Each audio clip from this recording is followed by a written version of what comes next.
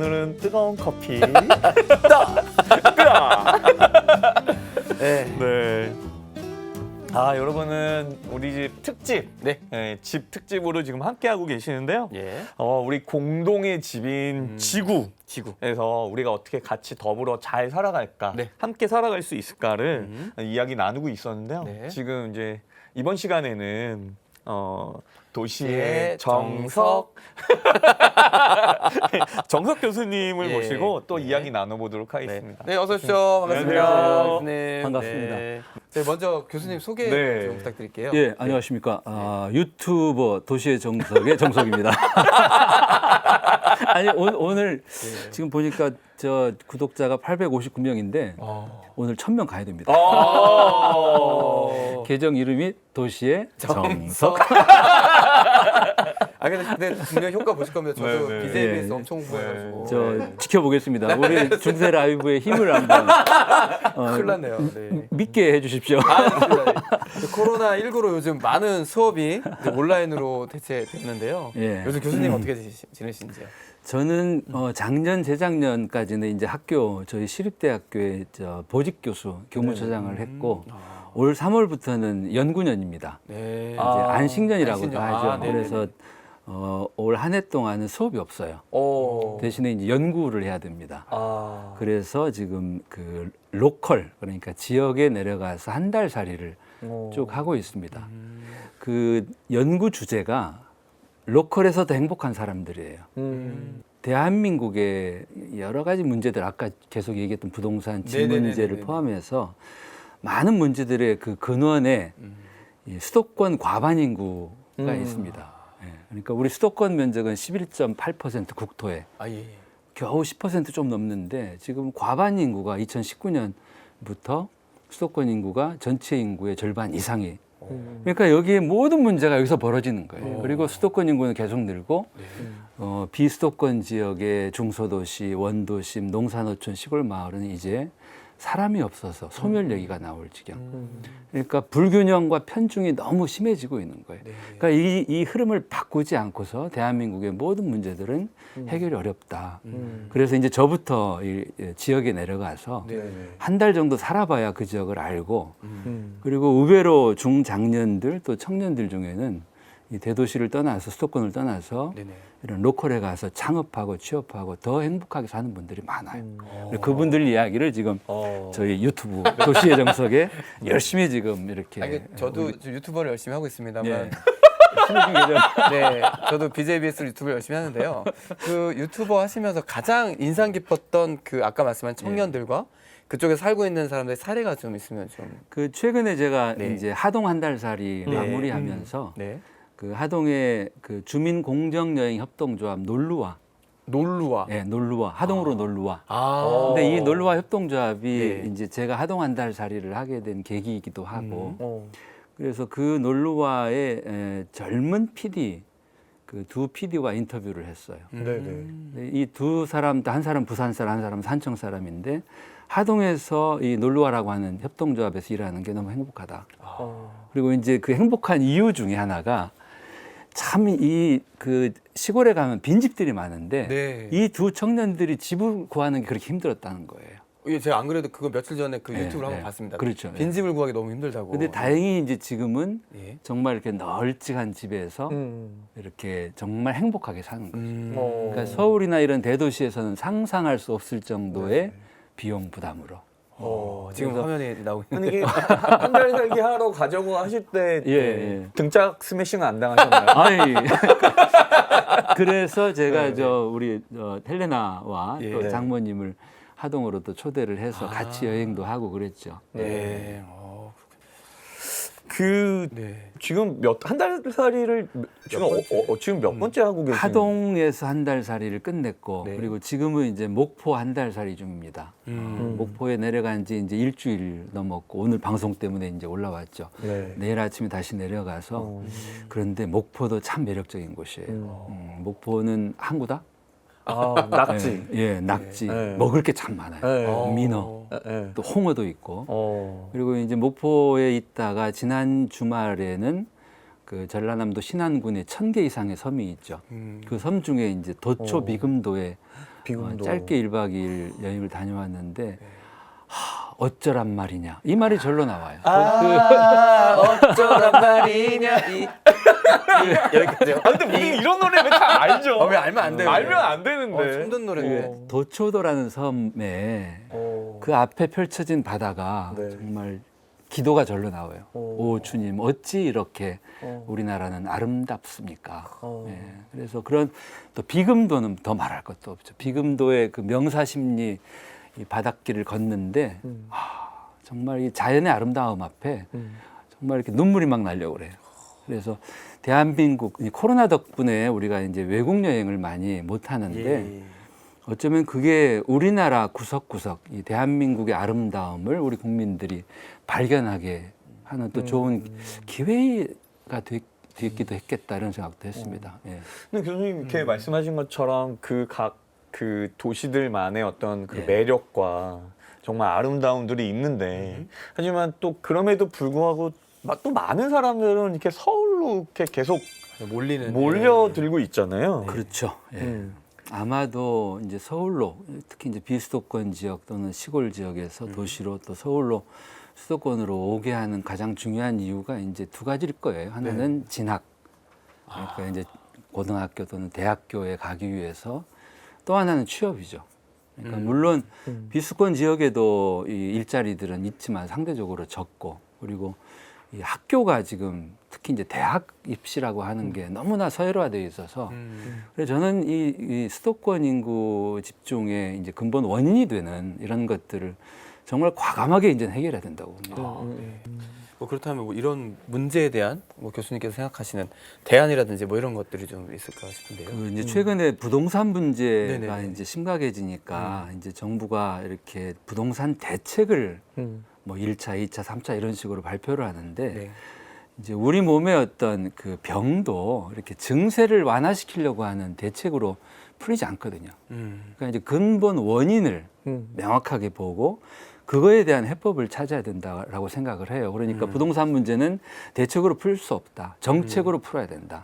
이제 가장 핵심적인 정책이 두 가지인데 첫째는 네. 국토 정책, 그리고 두 번째는 주택 정책. 어. 이제 우리 국토 정책의 문제는 말씀드린 것처럼 수도권에 인구 과반이 몰려 있다는 거죠. 그러니까 비수도권 지역도 균형 발전을 할 수 있도록 국가 정책의 최우선 순위를 여기에 둬야 된다.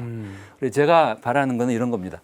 정말 대한민국의 희망은 수도권 지역의 인구 가운데 한 해에 100만 명 정도가 비수도권 지역으로 옮겨가는 이런 대역전이 벌어질 때, 물꼬를 돌릴 때 희망이 이제 시작이 된다라고 봐요. 그러니까 국가가 그런 것들을 최우선적으로 해야 된다. 네.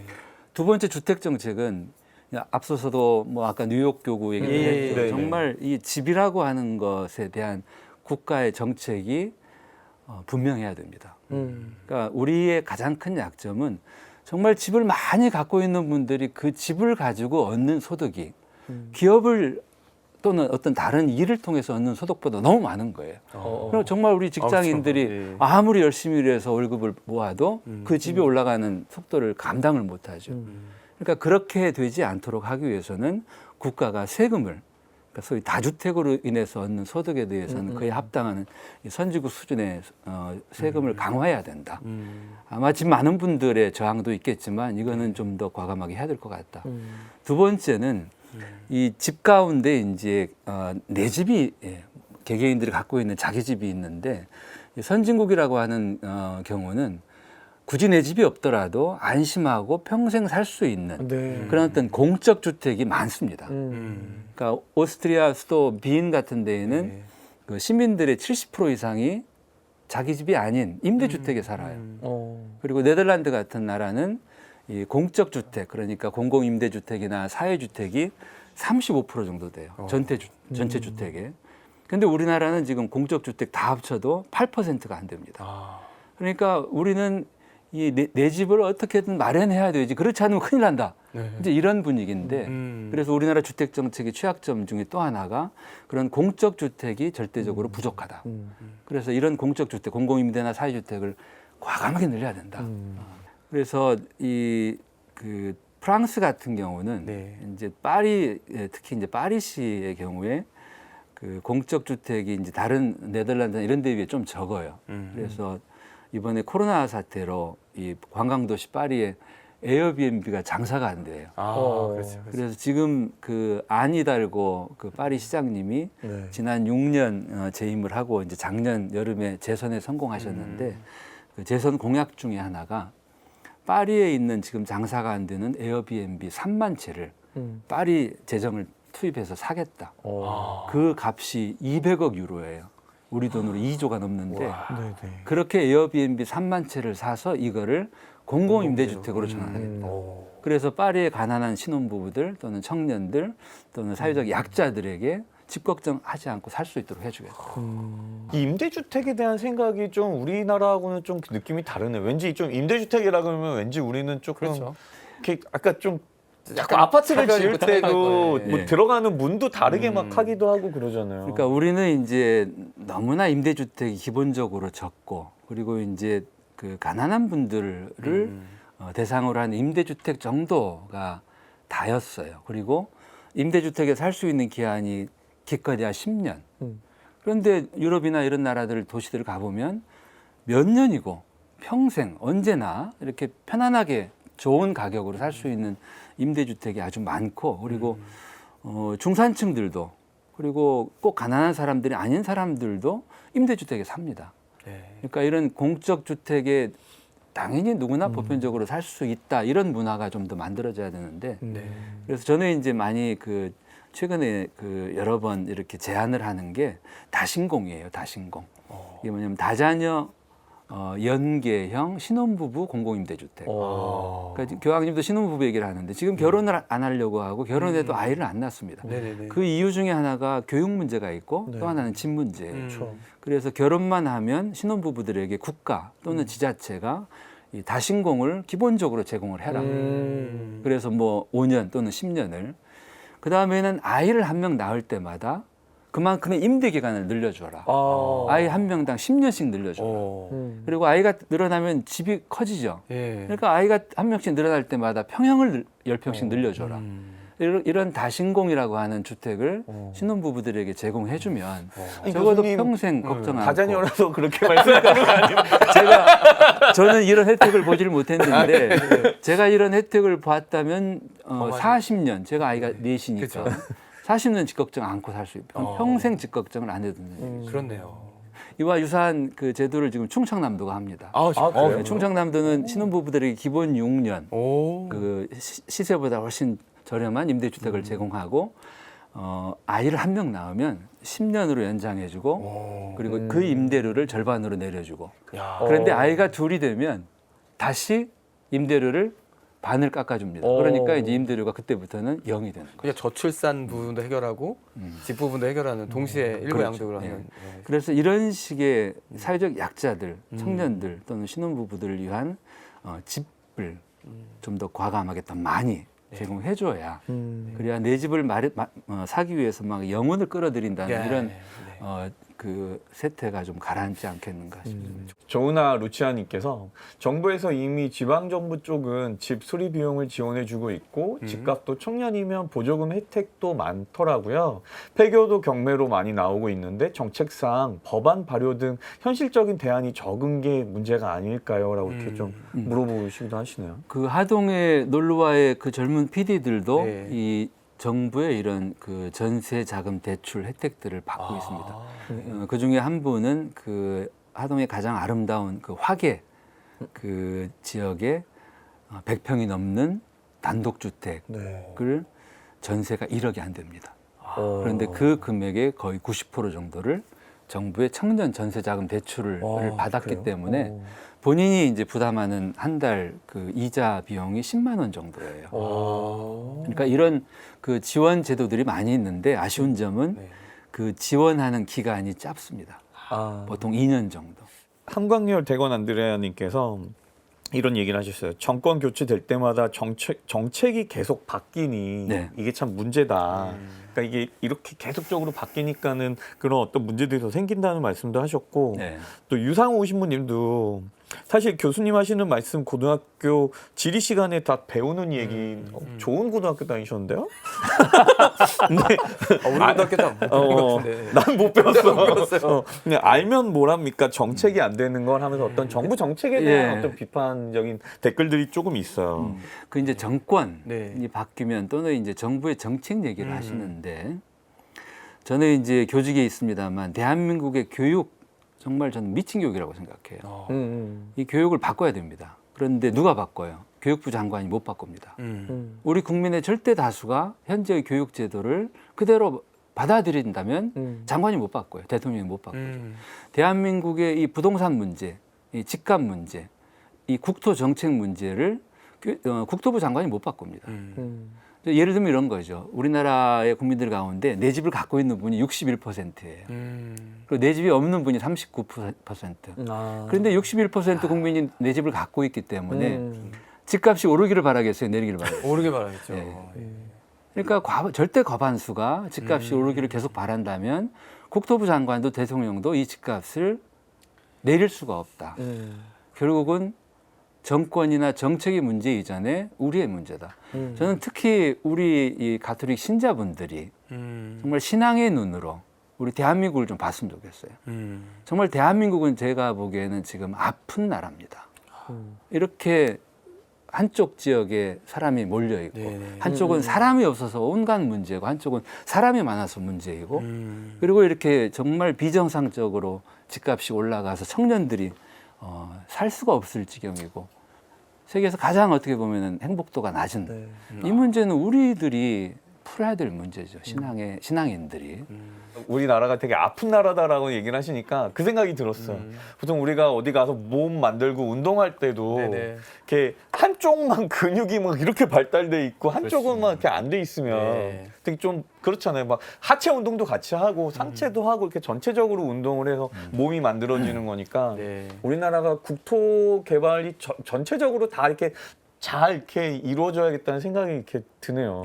그리고 또 하나는 제가 아까도 댓글 중에 보니까 그래 비수도권으로 이전하는 건 좋은데 자신의 자식이나 분들이 그쪽으로 간다 그러면 말리고 싶은 마음도 든다. 그러니까 아까 교수님께서 말씀하신 지금은 대로, 수도권이 기회의 땅이고 예, 이 수도권 지역은 기회가 없는 곳이다라고 하는 생각이 많은데 제가 지금 이렇게 지역살이 하면서 만난 많은 분들, 네. 특히 하동에서 만난 그 이제 차밭을 하시는 그분 이야기가 참 인상적이에요. 네. 그 해림동원의 이제 구혜진 대표하고 인터뷰를 하는데 당신은 대도시에서 살 생각 안 하셨습니까? 그랬더니 했죠, 교수님. 아내와 함께 서울도 가보고 부산도 가봤습니다. 그런데요, 여기만 한 데가 없습니다. 여기는 아침에 새소리를 듣고 잠을 깨고 창문을 열면 가장 맑은 지리산의 공기가 나를 맞아주고 교수님, 새들이요 아침에 우는 새 울음소리와 점심 때 우는 소리가 다릅니다. 저는 이곳이 가장 행복한 땅이라고 생각합니다. 그러니까 우리는 지금 그런 지역의 가치, 지역의 어떤 소중함을 잘 못 보는지도 몰라요. 너무나 이제 수도권으로만 향하는 이 흐름이 강해 보이니까. 그래서 지방의 아름다움, 로컬의 어떤 기회를 좀 더 많은 분들이 이렇게 체험해 봤으면 좋겠어요. 저처럼 한 달 살이 해보시고 한 달 살이 전에는 일주일 살이 정도 또는 뭐 2박 3일 여행부터 그래서 이제 제가 좀 우리 정부나 또는 많은 그 지방자치단체한테 이렇게 좀 강력하게 권하고 싶은 게 뭐냐면요. 이 좀 사람들이 와서 머물 곳을 그러니까 집이죠, 그것도. 그러니까 그 집을 좀 많이 만들어줬으면 좋겠다. 이제 어제 오늘 동해에 갔다 왔어요. 네. 동해에 가니까 이제 제가 묵었던 곳이 그 동해에 도시 재생 사업을 하던 곳인데 거기에 이제 낡은 집들을 시에서 4채를 샀습니다. 그래가지고 깨끗하게 고친 거예요. 그러니까 이제 저 같은 사람이 가면 하루 이틀 묵을 수 있는 거죠. 그 동해시 공무원이 교수님 우리 동해에서도 한 달 살이 하세요. 이런 집 제공해 드릴게요. 근데 이런 식으로 빈 집들, 빈 가게들을 이렇게 사람이 잠시라도 살 수 있는 집으로 많이 확보해 놓고 이 수도권에 있는 사람들을 초대했으면 좋겠어요. 저는 이제 교수님 말씀 들으면서 재건축, 뭐 재개발, 신도시 개발 이런 표현을 우리가 많이 들었는데 네. 도시 재생이라는 말이 너무 낯설어요. 그게 어떤 그 개발이라고 하는 말은 예. 이제 신개발은 이 허허벌판에 무언가를 만드는 도시를 만드는 거죠. 재개발, 재건축은 원래 있던 곳을 전부 다 철거해 버립니다. 그리고 완전히 새롭게 만드는 게 재개발, 재건축이죠. 네. 그 뉴타운이라고 하는 거는 그거를 더 큰 규모로 해버렸던 거고, 이제 재생이라고 하는 것은 도시 재생 제대로 해볼게요. 오, 예, 예, 예. 저는 예. 디모테오고요. 제 아내는 골룸바예요. 우리 저 문재인 대통령님이 이번 대통령 후보로 출마했을 때 가장 중요한 공약으로 내건 게 바로 도시재생이었죠. 아, 그리고 그래요? 지금 국토부가 도시재생 사업을 하고 있죠. 굉장히 많은 재원을 들여. 동해시도 그렇게 재생 사업을 하고 있죠. 재생이라고 하는 것은 있는 것들을 다 없애지 않고 고치고 또 채우고, 그래서 개발 시대에 우리가 도시를 물건처럼 보고 만들었다면 네. 재생 시대에는 우리 도시를, 우리 마을을, 또 우리 국토를 생명으로 보자. 그게 저희 주장이에요. 그러니까 생명체로 보자. 물건처럼 뚝딱. 재개발은 물건 이거 오래된 거니까 이제 없애. 네. 그리고 새로 만들면 그만이야. 이런 건데 우리 시골 마을들, 농사노촌 시골 마을들, 그게 물건이라면 지금 70, 80 넘으신 어르신들만 살고 계시는 마을에 그분들 다 돌아가시고 나면 아마 아무도 없는 마을이 될 거예요. 그럼 물건이라면 그거 지워져도 상관없어. 이럴 텐데 그걸 우리가 생명으로 본다면 살려야죠. 사람이 들어가야 살아납니다. 죽도록 방치할 게 아니라 살려야 되죠. 그래서 우리 도시를 이렇게 생명체로 보자. 저는 그게 하나님이 우리 신앙인들에게 이 시대에 지금 말씀하시는 게 아닐까 생각해요. 예. 교수님께서 도시재생에 대한 설명을 잘 해주셨는데 예. 저희는 또 실질적으로 그런 것 사례라든지 아니면 우리나라를 떠나서 뭐 외국이라든지 혹은 이런 부분에 또 사례들이 있는지도 좀 궁금합니다. 도시재생 우리에게도 지금 굉장한 숙제고, 가까운 일본은 우리보다 어쩌면 더 빨리, 그러니까 일본이 90년대 후반부터 이 지방 소멸 얘기가 네, 네. 국가적인 이제 가장 무거운 예. 과제로 이렇게 대두가 되죠. 왜 그러냐면 일본이 지금 인구가 1억 한 3천 정도 됩니다. 예. 그런데 이 1억 3천 정도 되는 인구가 급격하게 줄 거라는 거예요. 그래서 2100년이 되면 일본 인구는 8천만 명 정도. 오, 5초만. 그리고 더 이제 심각하게 예측하는 숫자들은 5천만 명까지 떨어질 수 있다. 그러니까 고령화가 너무 심해서 그렇죠. 그러니까 인구가 이렇게 급격하게 줄면 대도시들은 상관없는데 지방에서부터 인구가 급격하게 주니까 지방이 이제 사라질 거다. 그래서 일본이 2000년대부터 도시재생 사업을 했고, 또 2010년대에는 지방 창생, 그러니까 지방을 소멸되도록 방치하지 말고 창조적으로 살려라. 그런 지방 창생 정책을 강력하게 펴고 있죠. 그래서 지금 일본은 상당히 많은 변화가 있습니다. 그 일본에 나온 책 중에 하나가 로컬 지향의 시대. 청년들이 대도시에서 대기업 큰 회사에 취업하는 것을 지향하고 로컬에 가서 자기가 창업하고 또는 작은 회사에 취업해서 더 행복하게 산다. 이렇게 로컬을 더 선호하는 이런 새로운 트렌드가 일본에 지금 이제 만들어지고 있다. 우리도 다르지 않아요. 우리도 그 경상북도는 이제 도시 청년 시골 파견제를 2017년부터 지금까지 하고 있는데요. 도시에 사는 청년들이 경상북도 시골에 내려오면 한 사람당 1년에 3천만 원, 둘이 커플이 내려오면은 6천만 원, 또 팀을 이루어서 내려오면은 최대 5명까지 1억 5천. 아니 교수님, 근데 이게 실제로 하고 있다는 거죠? 지금 하고 있죠. 아니 왜 커플만 우대를 하냐고요. 아니 저 우리 시민이 왜 커플만 해? 같이 가요. 우리가 커플이 될 수는 없잖아. 아니 두 분이 팀을 네. 이루어서 아, 오시면 팀으로? 5분까지 가능해요. 아. 아니, 이게 저는 지금 들으면서 이게 진짜로 하고 있는 건지 지금 하고 있습니다. 예, 지금 그러니까요. 거의 150명 가까이가 이 사업에 참여를 했고, 경상북도는 이제 최장 2년까지 이렇게 지원을 합니다. 네. 이게 말하자면 창업 지원금이에요. 그런데 이제 처음에 2017년, 2018년에 참여했던 분들이 이미 2년 지원 그죠, 다 예. 받았죠. 이분들이 지금은 독립을 한 거죠. 그래서 그래서 사실 지금 그 지원이 창업을- 좀 더 길었으면 좋겠네요. 뭐 할 수만 있다면.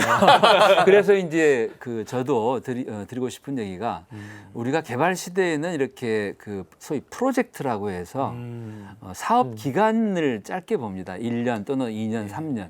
그런데 이런 재생은 또 청년들이 지역에 내려와서 창업을 하고 또는 이렇게 정착을 하는 것은 마치 이 생명체가 뿌리를 내리고 자라는 거예요. 네네네. 그러니까 이거는 어떤 준공의 개념으로 볼 게 아니라 프로젝트의 완공으로 볼 게 아니라 돌봄으로 봐야 된다. 그러니까 생명을 돌보는 일은 생명이 살아있는 한 계속 가야 되죠. 그래서 처음에 내려올 때는 굉장히 정성껏 2년 동안 돌봐주고 그다음에 뿌리를 내리면 이 뿌리를 내리고 병충해 피해 당하지 않도록 또 한동안은 지켜봐줘야 되고 이제 튼튼하게 자라면 그때는 이제 좀 손을 놔줘도 되겠죠. 저는 뭐 이렇게 진행자 혹은 성직자 수도자로 보는 게 아니고 저희는 또 공동체를 이루고 있는 형제들 같이 살고 있잖아요. 그렇죠. 네. 그래서 저는 이게 들으면서 그러면 예를 들어서 이 방송을 보면서 좋아 비수도권을 떠나야겠다 마음을 먹었어요. 그럼 실제로 이 사람들이 가서 살려고 할 때 어떤 방법들이 있을지가 좀 궁금합니다. 예. 우선은 이제 제가 권하고 싶은 게 그 이제 목포 같은데 목포 그리고 목포에 그 청년들을 위한 아주 멋진 프로그램이 있습니다. 그게 이제 괜찮아 마을. 네, 이름이 참 좋죠. 예, 처음 듣네요. 그래서 이 괜찮아 마을에 이제 처음 일기로 내려왔던 청년 30명이 2017년인가요? 6주 동안 목포에 와서 머뭅니다. 30명이.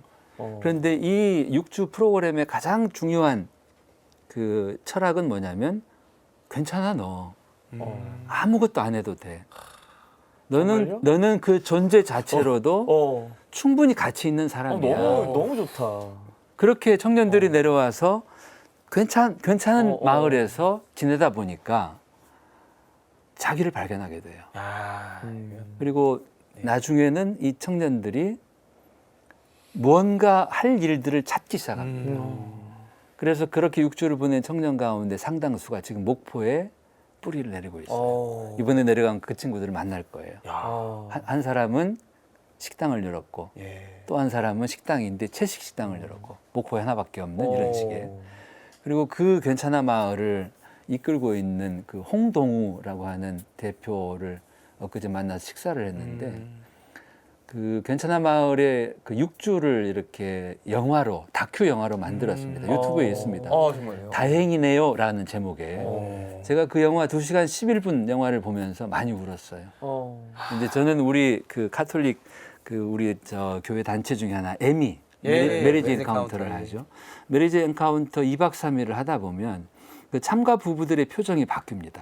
그걸 보면서 하느님이 우리와 함께 하시는구나.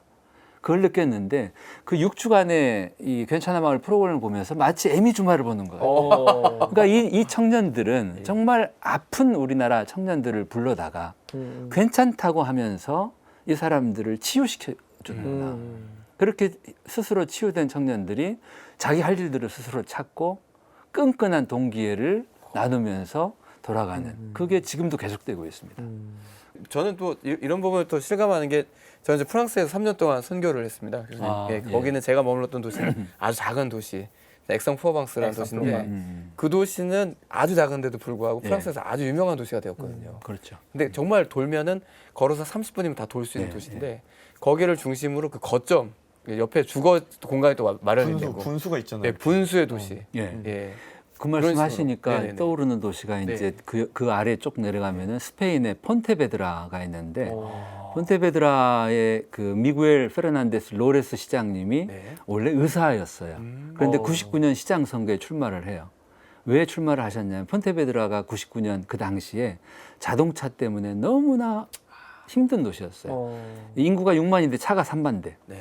그러니까 정말 도시가 자동차로 그냥 몸살을 앓는 도시를 내가 고치겠다. 내가 이 도시를 치유하겠다. 그런데 이분 공약이 아주 정말 쩝니다. 이 폰테베드라 다운타운에 자가용이 못 들어오게 하겠다.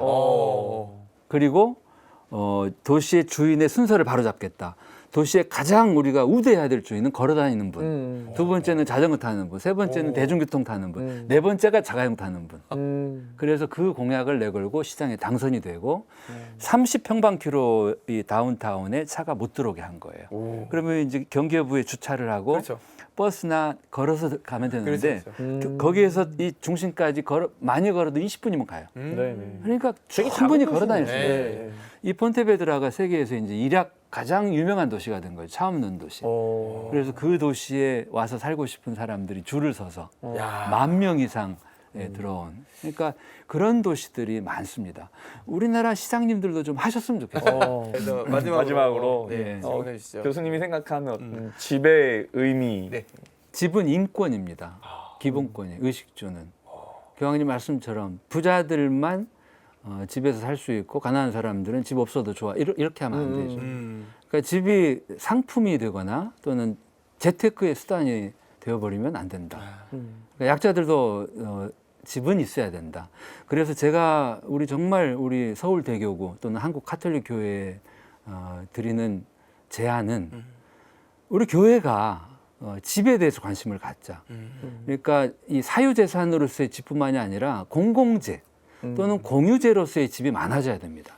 그거를 정부나 지자체한테만 맡길 게 아니라 우리 교구가 또는 교회 안에 우리 신자들 가운데 뜻이 있는 분들이 교구가 빈 집을 매입하든지 또는 기부를 받아서 그 집을 잘 고쳐서 정말 집이 필요한 우리 청년 신자들에게 또는 신자가 아닌 사람들에게 그 집을 좀 쓸 수 있도록 필요한 기간 동안 거기 살고 또 능력이 되면 나가고 또 다른 사람이 들어와 살고 그래서 정말 우리 교회가 이 집 문제를 해결하는데 적극적으로 좀 나서줬으면 좋겠습니다. 네, 교수님 너무 고마워서 감사합니다. 무희돈 신부님은 네. 어떠셨어요 오늘? 아, 전 너무 좋았어요. 저는 충격받았던 거는 교수님이 말씀하신 게 미래의 어떤 그런 것이 아니라 현재에도 많이 하고 있다는 거를 아주 많이 깨닫게 됐어요. 그리고 나랑 같이 갈까요? 우리는 목포? 오늘 목포? 목포 한번. 괜찮아 마을 아재 버전 또는 사제 버전도 나왔는데 저도 진짜 공동체 들어가서 수도자 버전 한번 네, 고려 한번 우리 해보겠습니다. 신부님들도 누군가가 좀 괜찮아라고 네. 얘기를 해주면 아유, 참 그럼요. 좋을 것 사실 같아요. 저희도 상처 많이 받아요. 그럼요. 외로운 사람이에요. 댓글에 이렇게 막 공격적으로 다시면 외로운 사람이에요. 그러니까 뭐 이렇게 진행을 못해 막 이렇게 하시면 상처 받아요. 네, 아무튼 마무리하겠습니다. 또 네. 교수님 또 보내드려야 되니까. 저는 오늘 시간 이렇게 마무리하면서 하느님 나라가 멀리 있는 게 아니라 사실은 우리가 살고 있는 바로 지금 가까이. 여기에 하느님 나라를 만들어 가야 되지 않나. 우리 너무 멀리 있는 곳을 찾는 게 아니고 지금 여기가 하느님 나라가 되지 않을까라는 생각을 이제 하게 됐고요. 네. 그래서 집이라는 게 우리가 더불어 같이 함께 살아가면서 모두가 행복할 수 있는 공간이 되었으면 좋겠다라는 생각을 여러 가지 생각들이 이렇게 들고 가슴이 좀 뭉클했습니다. 네, 너무 좋았습니다. 네. 네, 마친 기도는 영광송을 마칠까요? 네, 마치겠습니다. 성부와 성자와 성령의 이름으로 아멘. 영광이 성부와 성자와 성령께 정화치 장상 영원히 아멘. 성부와 성자와 성령의 이름으로 아멘. 아멘. 다음 주에 봐요. 안녕. 안녕.